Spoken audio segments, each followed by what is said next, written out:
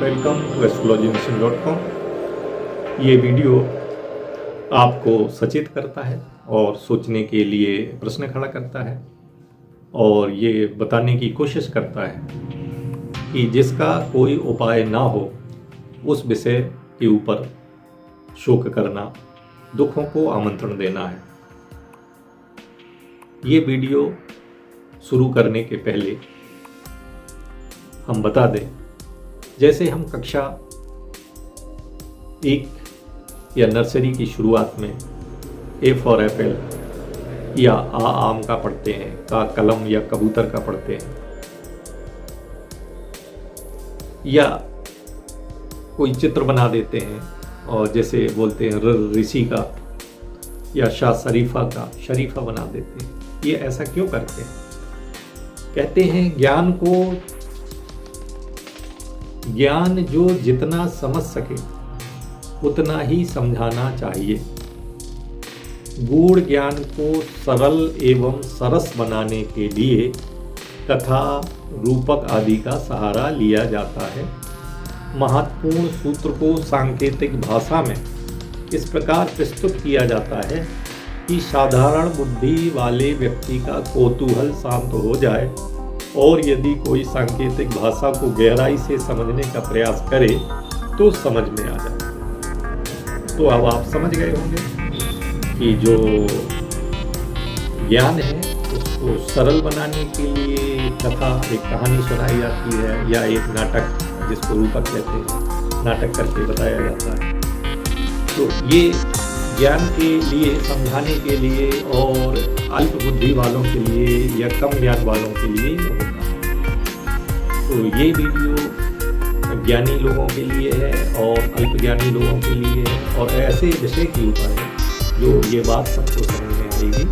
ये वीडियो अब हम शुरू करते हैं। इसमें गीता अध्याय 2 श्लोक 27 में कहा गया है, जातक ही ध्रुवो मृत्युर्ध्रुव जन्म मृतस्य च, अर्थात जन्मने वाले की निश्चित मृत्यु और मरने वाले का निश्चित जन्म सिद्ध होता है। इसलिए बिना उपाय वाले इस विषय में शोक करने लायक नहीं है। जिसका कोई इलाज नहीं उसके लिए शोक करना दुखों को आमंत्रण देना है।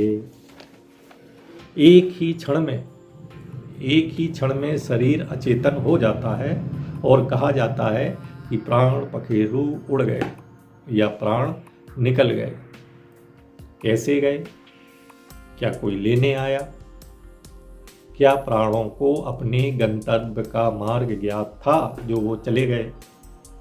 यदि ज्ञात था तो तब तक प्राण किसी शरीर में थे, तब इस मार्ग का कथन क्यों नहीं किया? यदि माना जाए कि प्राणों को अपने गंतव्य का मार्ग तभी पता होता है जब वो किसी शरीर के आश्रय से बाहर आ जाते हैं, तो ये आश्चर्य की बात है। अर्थात ऐसा इस शरीर में क्या है जो इस शरीर में रहने पर प्राणों को वह अंतिम सत्य मार्ग दिखलाई नहीं देता और शरीर त्यागते ही दिखाई देने लगता है? इसका कारण शास्त्रों में बतलाया है कि यह शरीर पापों का आश्रय है, अवगुणों की खान है। यह शरीर कर्म करने और कर्म फल भोगने व कर्मों का नाश करने के लिए प्राप्त हुआ है और कर्ता स्वयं कभी निरीक्षण करता नहीं हो सकता। निरीक्षण के लिए कर्मकर्ता की अपेक्षा दृष्टा होना पड़ता है। इस शरीर में रहते हुए प्राणों पर लोभ मोह का पर्दा चढ़ा रहता है। इसी कारण मुक्ति का अंतिम मार्ग दिखलाई नहीं देता।